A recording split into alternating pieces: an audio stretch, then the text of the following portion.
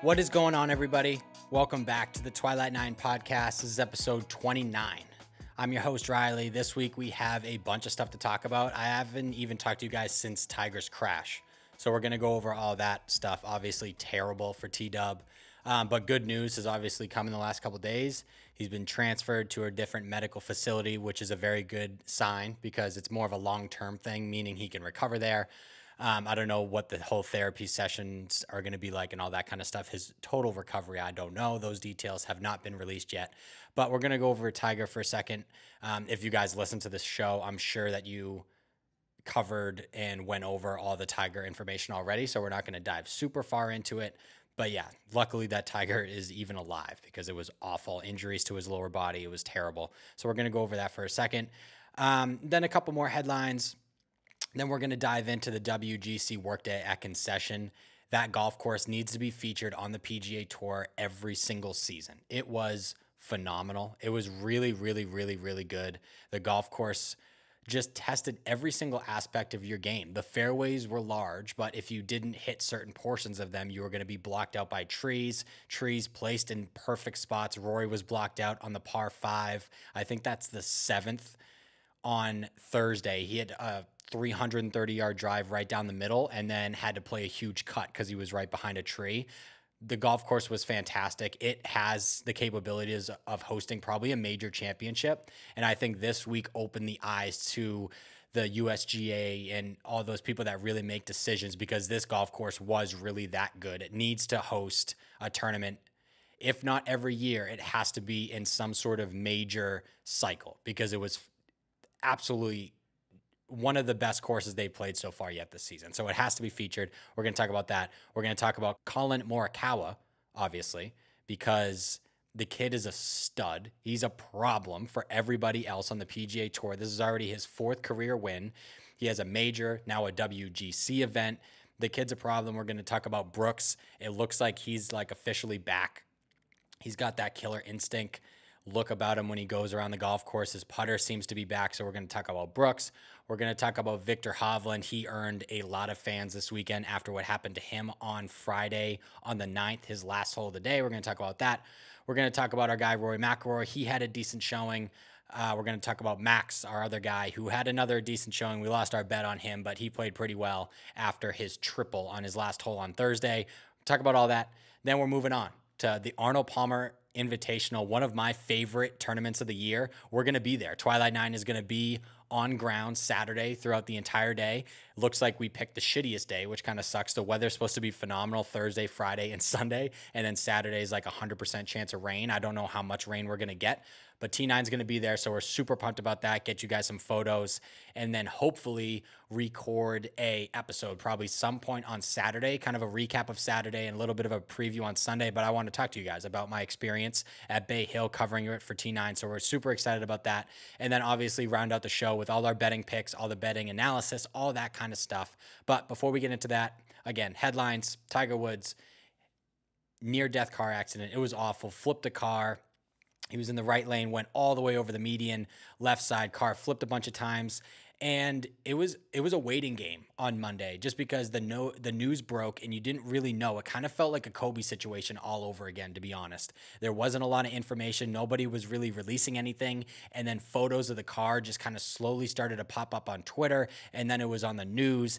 And then we heard that Tiger was in surgery and both his legs were pretty much just broken in a bunch of different places. And then I think it turned out to only be one leg. And now after a bunch of surgeries, a bunch of procedures, he's been moved to a more full-time, long-term rehab facility, which is a great sign. He's been up. He's been talking to family. I guess he's been taking a little bit of visitors. I don't know how much communication he's had with other guys on tour, but he seems to be in as good spirits, I guess you can be after what happened to him. Obviously, it was terrible, but it's a good sign that he moved facilities. We heard from T-Dub after the round on Sunday due to the tribute, which I'm going to talk about here in a little bit. Heard from him for the first time on Twitter, so that was really good to see. But yeah, we're just rooting for Tiger. At this point, golf is not even in the equation right now. He just needs to get healthy to a point where he can just enjoy a normal life with his kids and his family, because at this point, obviously it would be fantastic to see Tiger Woods on the PGA Tour again, but who gives a fuck at this point? We're just lucky he's alive, and hopefully he can get to a point where he can walk and maybe jog a little bit and play with his kids. We still don't know the extent of his injuries. It could be way worse than that. It could be better than that. We have no idea. People are relating this to the Ben Hogan situation. He was in a car accident. He was hit by a truck, and his car was totaled to dust pretty much. And he came back and won a couple majors and all that kind of stuff. Obviously, Tiger's situation is a little bit different just because of his back injuries, but we'll see how Tiger comes out. Hopefully, we'll get some more information on him coming up here shortly within the next couple weeks, hopefully. Annika Sorenstam makes her first start on the LPGA Tour since 2008. She is now 50 years old, and she actually made the cut on the number. She's probably the greatest woman to ever play golf. She's one of the greats on the LPGA Tour, and she came back, and she was rocking red and black on Sunday, which was great. They're obviously good friends, long-time golf personalities, and the best players pretty much on each tour. So Annika and Tiger have a really good relationship, but it was so good to see her back on the golf course. She is an absolute legend, and to make the cut at 50 in your first start in 13 years, that is an incredible feat. So congratulations to Annika. And then the opposite field event down in Bermuda this weekend, or was it Puerto Rico? One of those two. Now that I'm blanking which one it was, but Brandon Grace gets the W, and that is really a feel-good story because just, I think barely over a month ago, he won Puerto Rico Open, my bad. He lost his father to COVID-19. So this is a really good feel-good story for Brandon Grace. Comes back at the W. I think his last win was 2017, I think. So he's back in the field for the Arnold Palmer Invitational. But Brandon Grace eagled the 17th, I think, which is a par 4 coming in, and just kind of flipped a leaderboard. Had a great Sunday. So congratulations, Brandon Grace. But that's all we got for headlines. So let's jump into the Workday at Concession. And before we go over Colin Morikawa and all that kind of stuff, there's a couple things that we want to talk about. First is the golf course. So going into the week, we knew that the greens were going to be really undulating. Chipping around the greens was going to be very difficult. The fairways were wide, and that all was true. The fairways were wide, but what I didn't realize is, like I said in the intro, if you don't hit the golf ball in the right spots in these fairways, you're kind of screwing yourself. You're not going to have good lines into the greens. You need to be able to create the right angle going into those greens, especially when they're that undulating. And the bunker complexes around the greens forces you to carry a lot of bunkers if you're not in the right side of the fairway, in the correct side of the fairway, rather.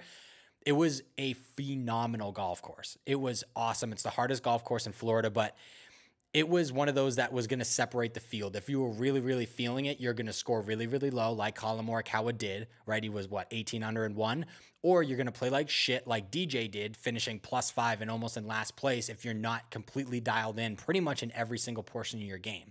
Obviously, something can make up for you lacking in strokes gained in a certain category, but your iron play needed to be phenomenal. Nobody in the world right now is better than that at Colin Morikawa, so that's a little bit of a miss on my part. Last week, I think at the Genesis, he was even first in strokes gained approach, but then was like last, and I don't know. It just didn't match up. His putter was terrible going into the week, but getting off track. The golf course, Concession. The greens were some of the best greens I've seen on the PGA Tour. It felt very Augusta-like on the greens with the kind of the lines these guys were reading. And around the greens, the chipping was a nightmare. I forget what par 5 it was. I think it was one of the ones on the back, maybe 13. Guys were making doubles. Guys were making triples.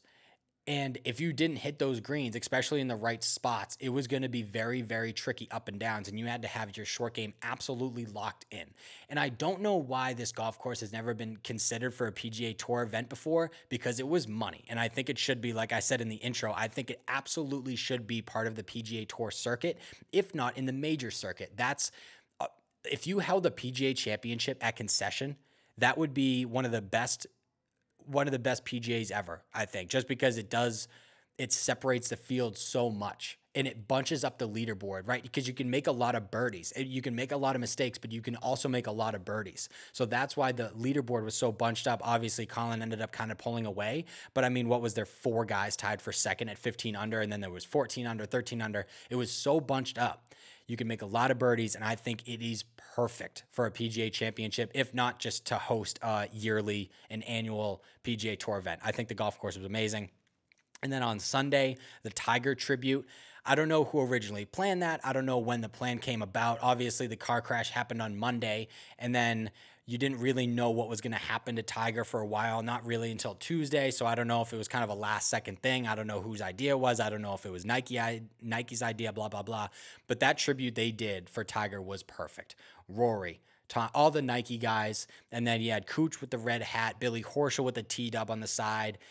And then obviously Colin tried to get a red shirt from Adidas, and they shipped it to him, but it didn't get there in time because of weather, I think. It delayed shipping times. But what they did for Tiger was pretty much the perfect thing you could do, and it happened all over the golf world on Sunday. Even fans were wearing red that I saw on Twitter, but Annika, like I said, was wearing red and black. The maintenance crew at the Puerto Rican Open all were in red and black. All those guys, a bunch of those guys down there were wearing red and black, and I just think that is the perfect tribute you could have for Tiger Woods. And he even said that after he tweeted out the first time we heard from him since his car accident. He said, "You guys, golf fans and the golfers, have no idea how much is this helping me through this crazy time." Like, he loved it, and I think it was perfect. Obviously, guys, and I'm about to talk about this, guys couldn't do it, and that brings us to Max Homa and our guy. And people were coming after him on Twitter before the round. He tweeted before Sunday, I think it was Saturday night, that he didn't pack a red shirt, and because of endorsement agreement, obviously, that due to his sponsors, he didn't have a red shirt, and they didn't send him one. I think he wears FootJoy. And I don't think people truly get what that means. Like, you can't just go to Dick's Sporting Goods and just buy a red polo and just wear it on the course. Like, he has 5 or 6 sponsors on his shirt that he needs to wear, and if they don't send him the right shirt, or he didn't pack the right shirt because this was planned closer to the tournament, not when they got to Concession, they get there on Monday, and that's what happened. That's when the crash happened. So there's no way to predict that. There's no way to know that you need to bring red. So it's all on the sponsor at that point. And if you don't get something in the mail from your sponsor, then you can't do anything. So Max came out and said, "I won't be able to wear red and black on Sunday, but I'm going to honor him by playing Tiger-like golf and just really go out there and focus on my game, blah, blah, blah."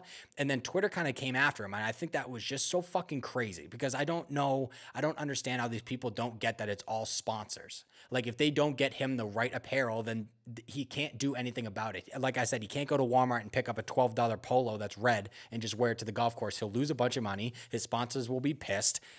And it was just crazy that they were coming after him. Could he have put a TW on his hat or whatever? I mean, maybe. But I don't know how people blaming that on Max. And I can't believe they came after him on Twitter. I was reading all those, and I was just fucking pissed, because he can't do anything about it. So obviously we're going to back Max, but just an incredible tribute for Tiger, and I think they did it perfect. But now we can get into Colin Morikawa. And this start to his career is just crazy. I think he has a little over 40 starts. Now he has a major win, PGA Championship at TPC Hardin Park. He won the Workday at Muirfield Village, Jack's Place, the week before the Memorial last season. And now he has a WGC event title. This dude is for real, and he's a problem for the PGA Tour. He's the second player ever to win a major and a WGC event before turning 25. And I think you could probably guess who the other guy is. His name is Eldrick. And his round on Saturday really set him up for the win. From holes 5 to 12, he made birdie on every single one aside from 10, and he made the turn at 31. He had a couple late bogeys at 13 and 17 and pushed him back a little bit, kind of brought everybody back into it. But on Sunday, he was in complete control. He made 2 huge putts to start his round on 1 and 2. He had a nice par putt on 1, had to hit a bogey putt on 2, got it to go. And the putter looked pretty much great the rest of the day, which is really important because he just recently swapped his grip. He's using some sort of I don't even know what they called it. It's like a pistol claw type thing. I don't even know what you want to call it. But going to a new grip, you need to hit putts early to build confidence. Like if he doesn't hit either one of those putts, all of a sudden we're looking at a very, very vastly different golf tournament just because he can't trust himself on the greens. Luckily for him, that did not happen. He was 3 under after his 12th hole and then just kind of parred in after that just because no one really made a push. I mean, Hovland was making a bunch of birdies, but then he bogeyed a couple late and no one really got close to him. So all he really needed to do was make pars. Strokes gained numbers for the week. He was 16th off the tee, approach first for the second week in a row. His iron play is godly right now. The dude is phenomenal. And putting, he was 10th, which is big. That's a huge turnaround and pretty much why he wasn't on my card this week, because his iron play, of course, is going to be really, really good. Off the tee, he hits driver very well, but his putting stats at the Genesis were terrible, like beyond bad. I think he was second to last in strokes gained putting from the guys who made the cut. So he was awful on the greens, and on the year, he ranks 191st on the greens. So going to the grip change might be what unlocks Colin as like a solid putter, because he hasn't been a good putter. And if he can consistently putt well and get that new grip clicking and that putter going and he starts rolling in these putts, he will be the number 1 player in the world within the next 6 months.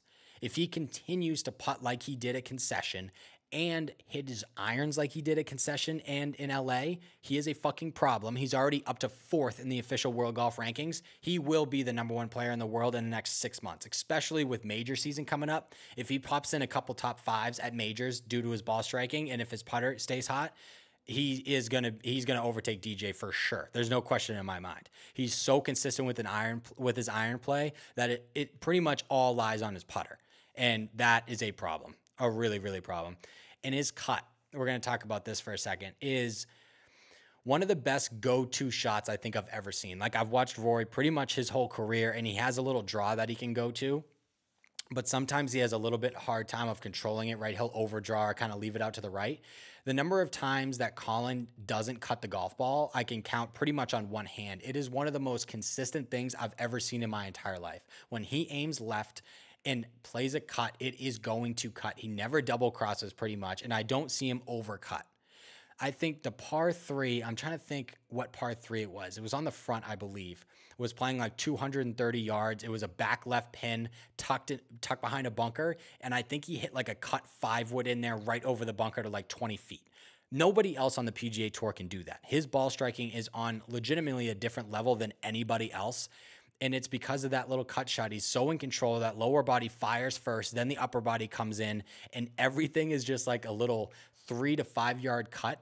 And he was hitting these shots into par 3s where it's right at the pin, probably, 3 feet to the left, and he's telling it to cut. And that's when you know somebody's fucking dialed in. And this kid is on another planet when it comes to iron play. So like I said, if he gets that putter going consistently, week in and week out, he is a fucking problem. And he's the guy that I could see winning multiple majors in a row or 4 or 5 golf tournaments in a season just because of his iron play. If you strike irons like that, you're going to be in contention. So Colin Morikawa, holy shit, the kid is a stud. 4th win. He is going to be an issue for these guys on tour for the next 20 years. It's crazy. Another young guy that we're going to talk about, Viktor Hovland, man. He earned a lot of fans this week.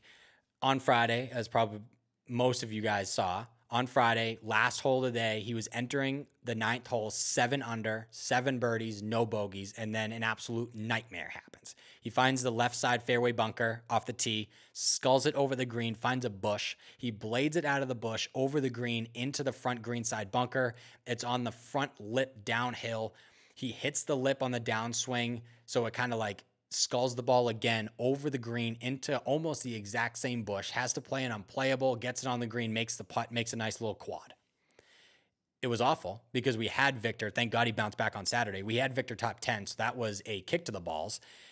And then after it, he handled it fine. He even called it a little defense mechanism when he was like laughing after. But he earned a lot of fans because he handled that really well. He stopped for an interview. I don't know how many guys make a quad bogey on their last hole and then stop to talk to Steve Sands, but he did. He handled it extremely well. And then he came all the way back on Saturday and shot a 66, including an eagle on the par 5 7th. Then on Sunday, he got it all the way to 16 under, but then made a bogey on 14 and 16, kind of played himself out of it. If anybody was going to catch Colin, it seemed like it was going to be him. Strokes gained stats for the week. He was second off the tee and third in approach. And then he was 26th in putting. That tee to green number is ridiculous. He's another one where he's better from 10 to 15 feet than he is inside 10 feet, which I think is hilarious. Rory's kind of the same way. But if he gets inside the top 15 at any point in strokes gained putting on a week, he's going to win just because he strikes the ball so well and he drives the ball so well. So again, these two young kids are a problem for the PGA Tour, and I think Hovland is going to get another win probably within the next month, I would say. He is right on the verge of winning again. Hovland's due. And then we have to talk about Brooks. The dude is scary again. He has that look again. He is performing when there's pressure, and his golf swing looks in sync. He was obviously battling a little bit like of a neck tightness or whatever on Saturday and still played really well through it. But he has that look in his eyes again, like, fuck you, I'm going to beat you. If you're the only guy I have to beat, I am going to beat you, which made him the popular pick heading into the final round. He was only 2 back, especially after what he did in the desert at the Waste Management.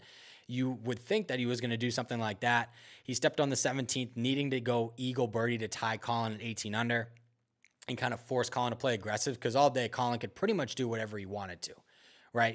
No one was really getting that close where Colin had to push to make birdies. He just had to make pars. He gets on the green in 2. I think he had like 33 feet or 30 feet for eagle, and then hit one of the worst putts I think I've ever seen. It didn't get within 5 feet of going in. Goes 12 feet by, misses the comeback or makes par, and that was pretty much it. Strokes gained stats for the week. He was 20th off the tee, 5th in approach, and 2nd in putting. So again, he just had a really good overall week. Iron play is fantastic, and he's making the putts that he needs to make. Every time he's within 12 feet and he needs to have that putt, it seems like he's making them, which that part of the game is what makes Brooks scary, because he hits driver amazing. He's one of the best drivers on tour. He's one of the best iron players on tour. And if he gets that look within 15 feet that he's going to make that fucking putt, that's when Brooks is going to rifle off a bunch of wins and go like back-to-back majors like he was doing a couple years ago. So everybody's got to watch out for Brooks, especially a healthy one. I know the neck is nagging him a little bit, but if he gets that putter going and he gets off the tee, he is a problem. The top 5, 18 under, Colin Morikawa. 3 guys at 15 was Hovland, Koepka, and Horschel. And then Scotty Scheffler, another young kid at 14 under. He was playing great golf. He was making a bunch of birdies. So was Billy Horschel. He was hanging in there, and then on the back 9, he kind of fell down the leaderboard just a little bit and then came back with a couple late birdies. But Horschel had a great tournament. He loves Florida. I don't think he's actually ever won in Florida, but he loves the Bermuda grass, loves the Arnold Palmer, loves the Honda. He went to UF, big Florida guy. He was in the water. He hit a shot from the water. If that doesn't tell you you're a Florida guy, I don't know what does. So Billy played great. Again, Scotty Scheffler played great. And then now we got to talk about my guy, Rory McIlroy. And he just had a very up and down week. He had an eagle. He had the second most birdies of anybody in the field with 25, so that's 27 under. And then he made 2 doubles, made a bunch of bogeys. And this week he actually changed up the putter. I noticed it, I think, Wednesday when the picture started coming out of Concession him during practice round and stuff. He switched to a blade again. Like he had one, I think, a couple years ago. And I think it's the TaylorMade Juno, I'm pretty sure, is the one that he's using it. And his putting routine has also changed. As I mentioned on the show a couple weeks ago, he started using the line on the ball to like align his putts. And that continued. And his kind of whole routine changed. He went down, marked the ball, put the line where he wants to hit it, and then he did the JT thing where he stands behind the ball and then goes over and kind of hovers the putter to make sure that's where he wants to go, and then he step back, take the coin back, and then he gets into his routine and hits the putt.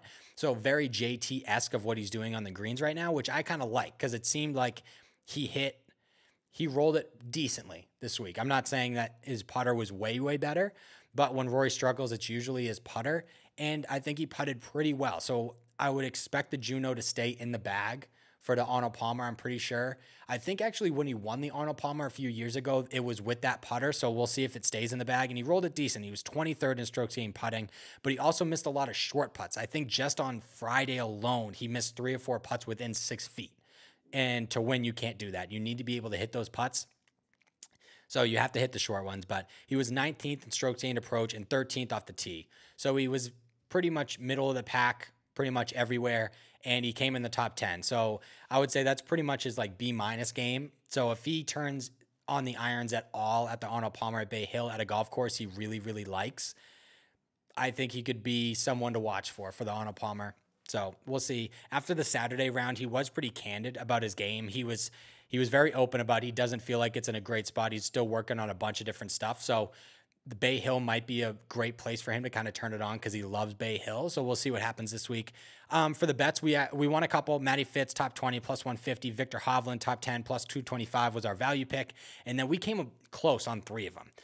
Max Homa was 1 shot out of the top 20, so that sucks. I think that was plus 150. Tony Finau played his last 10 holes plus 2 to finish outside the top 10. That sucked. He like tripled like the 4th hole or 3rd hole and then went birdie eagle or something to get it to 1 under. And then he just made a bunch of bogeys and finished outside the top 10. So that sucked. And then Sung Jae Im was comfortably inside the top 20 and then played his last 6 holes plus 3, which included 2 par 5s, which one of them he made bogey on, and to finish outside the top 20. So that sucked. And then the Fleetwood and Schauffele picks were just misses.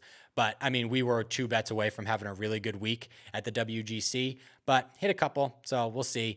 But let's move on. It's time to talk about the Arnold Palmer Invitational. One of my favorite, probably top 5, 6 favorite tournaments of the year. I would say the Masters, the US Open, the Open. I'm not a huge fan of the PGA, but obviously it's a major, so it probably has to go up there. The Genesis is up there for me. The Arnold Palmer is right there for me. Usually the WGC Mexico, but since they moved it from Chapultepec, I mean, it's whatever. But the Arnold Palmer Invitational is one of my favorite tournaments of the year, so I cannot wait to get into this. And T9, like I said at the beginning of the show, we're going to be there on Saturday. We're going to be boots on the ground, watching the golf, following Rory, watching everybody. Hopefully Max makes the cut. He's going to be on the card yet again this week for sure, just because he keeps making us money. I mean, out of the last, 8 weeks, he's lost his money twice. So he's going to stay on there for sure. But I cannot wait to watch professional golf again. It's pretty funny. The last golf tournament I went to was the Arnold Palmer. Last year I went there for a practice round, but Twilight Night is going to be there on Saturday. So we're super pumped. Like I said, I'm probably going to record an episode when I'm down in Orlando Saturday, even when I'm at the tournament maybe, but definitely Saturday night. There'll be a little Saturday recap and preview for Sunday, but I'm very, very excited to get down to Bay Hill. It's one of my top 5 favorite golf courses I've ever been to, so I can't wait. 12 of the top 25 players in the world are in Orlando this week, and other big names are joining them too, so I can't wait. So let's go into the field. Tyrrell Hatton is back as the defending champion, and since putting on that cardigan last year, he's grabbed 5 top 10 finishes on the PGA Tour and 2 European Tour wins. So he's only gotten better since he's played in this golf tournament. So of course he's going to be one to watch. He has other high finishes at this golf course too. And like I said a few minutes ago, if Rory McIlroy is looking to get his season finally jump-started, this is the right place to do it. Along with a win in 2018, he hasn't finished outside 6th at this event since 2017. And he's coming off a 6th place finish at the WGC, so our guy's going to be one to watch. Other big names in the field include Max Homa, Victor Hovland, Bryson DeChambeau, Patrick Reed, Paul Casey, Matthew Fitzpatrick, Ricky Fowler, Jason Day, and Jordan Spieth, who's in good form. I think hasn't finished outside the top 20 in his last 3 starts. He's making his Arnold Palmer debut on Thursday, so we're very, very excited to finally watch Jay Spieth. I've only watched him once, I think, in person before. That was at TPC River Highlands at the Travelers, I think, in 2018. So I haven't caught in a bunch of Jordan Spieth, but hopefully he makes the cut so I can watch him. He's making his Arnold Palmer debut. The course, Bay Hill Club and Lodge, par 72, 7,400 yards. Obviously, that's going to depend on what tees they're, where the tees are and the pins are and all that kind of stuff. Originally, Dick Wilson and Joe Lee designed it.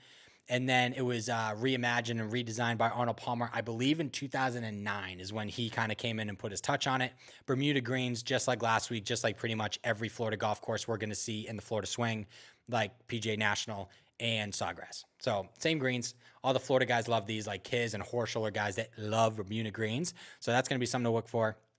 The weather, like I said, Thursday's great, 75, sunny. Friday, sunny, 77. Saturday is rainy, 70 degrees. And Sunday is partly cloudy, 71.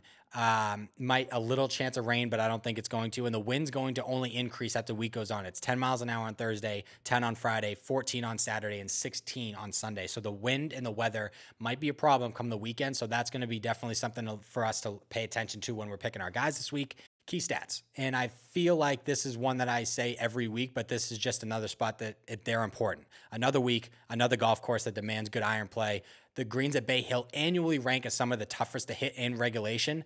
Data Golf has a tool that measures each strokes gained category against each other to determine which one causes the most variation among scores in the field. And approach is number one this week at 37.3%, followed by putting at 32.1%.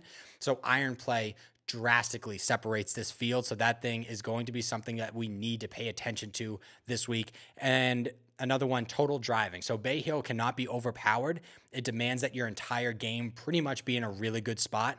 But that being said, it's a longer golf course. The rough is longer. It's penalizing. So finding fairways at a high rate while also mixing in pretty decent distance, you need to be able to move it just a little bit. That's going to be huge. So total driving is going to be something that we look at. Good drivers of the golf ball. And then my last thing for this week is experience. You need good experience at this golf course. You need to have played it a couple times, especially around the greens can be a little bit tricky. Course maintenance, good places, course management rather, not maintenance. Course management is super important. Scrambling is going to be important, and all that has to do with knowing where to miss certain greens in certain spots. So experience at this golf course is going to be huge. So that's also something that we're going to look at. A bunch of guys that we have on the card have good finishes at Bay Hill. Data golf information, course fit. Number one is Royal Port Rush. Number two is Olympia Fields Country Club. And number three is Congressional Country Club. Trending of the players in the field, number one is Viktor Hovland. His last three starts are a T6, a T5, and a T2. You could say that guy is trending towards a win. Paul Casey, he has a win, a T12, and a T5. And Max Homa has a T7, also has a win, and a T22. So Max is playing, really good golf right now. Percent chance to win, baseline, course history, course fit, all that kind of stuff. They have Rory McIlroy at number one, 8.9%. Bryson DeChambeau at 8.3%. And Viktor Hovland at 5.6%. And I was reading a stat, I think it was Justin Ray tweeted it out, that at the WGC Workday, Bryson had his first positive strokes gained putting week since the U.S. Open. So if that putter comes around, Bryson might be a little bit of a problem around Bay Hill because he's played well here in the past. I think he actually has a runner-up finish. He's not on my card right now. He might be later in the week. As you guys know, I'm not a huge Bryson guy, so I don't normally put him on the card.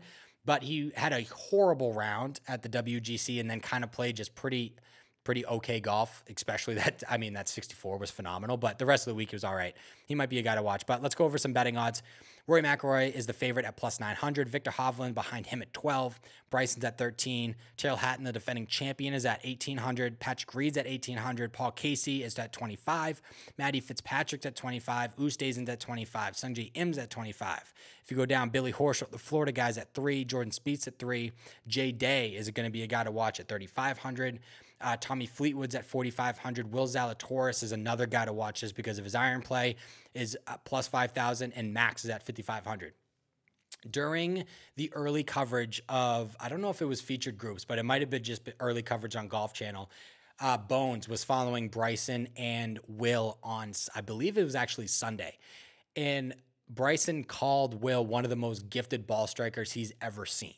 And that is a big compliment coming from Bryson, who's played with Tiger all the time, has played with Tommy Fleetwood, has played with all these guys that are known for ball striking, Henrik Stenson. And to call Will Zalatoris one of the best ball strikers you've ever seen is a huge compliment. So he's going to be a guy to watch. I don't actually have him noted down at this moment, but he may be included later in the week when we go over the Twilight 9 card that's going to be released on Wednesday. But let's jump into the bets. Won a few last week, but let's have a huge week over at Bay Hill. One of my favorite tournaments of the year. So let's jump into it. And we're going to start with both our guys.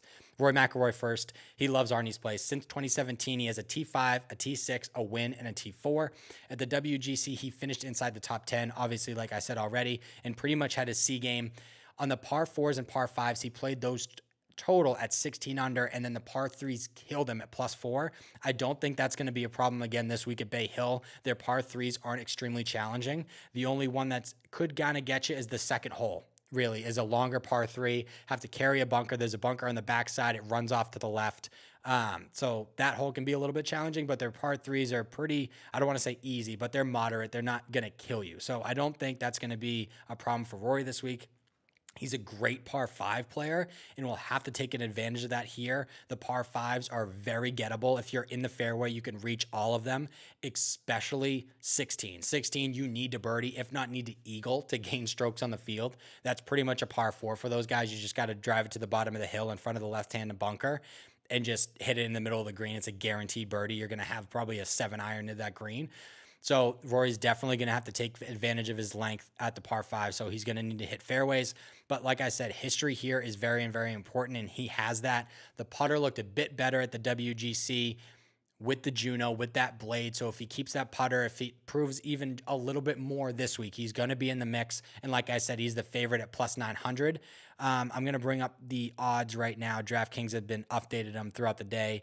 And Rory's plus 110 for a top 10. I don't know if that's worth it. You can get plus 200 for a top 5, which might be on the card later this week, but I'm going to have to do a little bit more research. You really got to love Rory for a top 5 finish. So that's one of our guys. And then Max Homa, again, he was one shot away from finishing inside the top 20 last week, and he's our guy, so he's going back on the card probably. He's third in trending of the players in the field, like I said a minute ago, and has played here before. He notched a top 25 finish just last season. His iron play is critical around Bay Hill, and his swing seems to be in absolute full control. His swing is gorgeous. It's been posted all over Instagram. Coaches like Andrew Rice are looking at Max Homa right now. His swing, it couldn't be more perfect, and he's really striking the ball. I expect that to continue at Bay Hill, especially after being able to finally rest for a few days. He's been traveling all over the place. He was in LA, went all the way to Florida, and then now he's just driving a couple hours maybe north to Orlando. So he's going to be able to finally get some rest because he's played in this will be his 7th week playing in a row. So he rests today, then get out for a little practice round on Tuesday. He has a little bit of experience at this golf course, so the practice rounds don't have to be super intricate in finding these spots because he kind of already knows. He has some familiarity with the golf course. So Max Homa is going to be a name we look at for sure. He's plus money for a top 30, which I don't know why he isn't being valued more. He's up to top 40 in the world. He's trending in the right direction, and he's still plus 138 for a top 30. So we're going to take that. I can already tell you that's going to be on the card come Wednesday. But if you like him a lot, he's plus 225 for a top 20, which I also might dabble in because I think he's playing really good golf. And with a day of rest, with 2 days of rest, I think he can come back and just play very well again. So Max Homa, plus 138 for a top 30. Maddie Fitzpatrick. This is just another guy that loves Bay Hill. In 2020, he had a T9.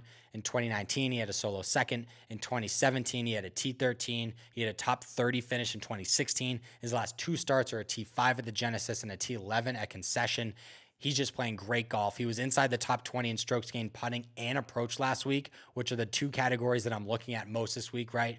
Aside from driver, putting and approach play, Data Golf has the 2 most important stats at Bay Hill, and he's doing both of those things extremely well right now. If that putter stays hot, he's going to have another great week in Orlando. I don't know where I'm going to put him yet, but he's plus value for a top 20 at plus 125, which that's probably the range I'm going to put him. I don't know if I love him for a top 10, but I like him for a top 20 in that spot. Mark Leishman, just another guy that just loves him some Bay Hill. He had a top 20 finish at the Farmers and had 2 decent weeks in LA and in Bradenton. He was second here last year, T23 in 2019, T7 in 2018. He won it in 2017. He had another top 20 finish in 2016. Again, this dude loves Arnie's Place. His iron play is the best part of his game, and if the wind picks up around Bay Hill, which it might come the weekend, the Aussie is a great bet. He's currently plus 225 for a top 20 finish. He's plus 138, just like Max for a top 30 finish. That's probably where I'll put him as a top 30, just because that's great value for him. I think when the weather gets worse, the Aussie gets better, and he loves Bay Hill. So I like Mark Leishman just to kind of continue that trend. He vibes at this golf course. So the big Aussie is going to be a good bet. To another Aussie, Jason Day. He's going to be another great bet. I might even dabble for him to win this week. The last 2 seasons, he's had to WD from this tournament because of injury, but before that, his track record is really solid. He had a T22 in 2018, a T23 in 2017. He won it in 2016 and had another top 20 finish just the year before in 2015. So he missed the cut at in the desert at the Waste Management, but since then, he has a T7 at Pebble and a T18 at the Concession. His putter seems to be on track, and he He was 15th strokes gained off the tee last week, which will definitely help him around Bay Hill. If his iron play continues to be solid, even if he improves on it, he really could make a run at getting a title here. And recently, it seems like guys that are winning golf tournaments, aside from Colin, are guys that haven't won in a couple years. Jason hasn't won in a couple years. I think this is a great spot for him to kind of get back in the winners column. So watch out for Jason Day. His odds, if I bring it up real quick, I don't know if he's going to be plus money for a top 20. Oh, he is plus 164. So that might be a bet you can hammer. Jason Day plus 164 for a top 20. Then we're going to the Italian. Francesco Molinari, he kind of hurt us at the AT&T. We bet on him. And aside that, he hasn't finished outside the top 10. The AT&T Pebble Beach Pro-Am is the only start since the start of 2021 where he hasn't finished inside the top 10. And this is a guy that just loves this golf course. He won in 2019, a top 30 in 2018, a top 10 in 2017, another top 10 in 2016, another top 20 in 2015. Like, this guy loves Bay Hill. So his iron play has been solid so far this year, ranking 36th in strokes gained and 25th in proximity. He's plus 164 for a top 20. I think I really like that. Again, he just really, really likes this golf course, and that's a thing. Horses for courses, especially at Bay Hill. Every time you watch the Arnold Palmer Invitational, it seems to be kind of the same guys at the top of the leaderboard, and that's just because it's one of those golf courses, and Molinari is one of those guys. So who isn't one of those guys, who hasn't really had a really good track record at this golf course, is Viktor Hovland. He obviously had a gigantic week at the WGC. In his last 3 starts, he hasn't finished outside the top 5. But at the API, he's made both cuts, but he hasn't finished inside the top 40. He was 3rd in strokes gained approach at Concession and 2nd off of the tee. So that may outweigh his history here, just because those are the 2 stats that Data Golf is focusing on, especially total driving is the one that I threw in there. He's doing both of those things at a very high level right now. He's, like I said earlier in the show, it feels like he's on the verge of winning again. And I think the Arnold Palmer would be a great spot to do it, because I think this golf course really fits his game. He's going to have to putt well. He's going to have to roll the rock a little bit better than he did at Concession, but I think this golf course really could fit his game. So we're going to look probably at Viktor Hovland come Wednesday. You can't get great odds. He's minus money for a top 20. You're going to have to dabble again for a top 10 like we did last week at plus 150. But he's been playing so well. The stats are important around Bay Hill. He's doing very well. So I think Viktor Hovland could definitely contend this week again. Patrick Reed, since joining up with David Ledbetter, if you guys don't know, is one of the historically great PGA Tour golf coaches. He's fantastic.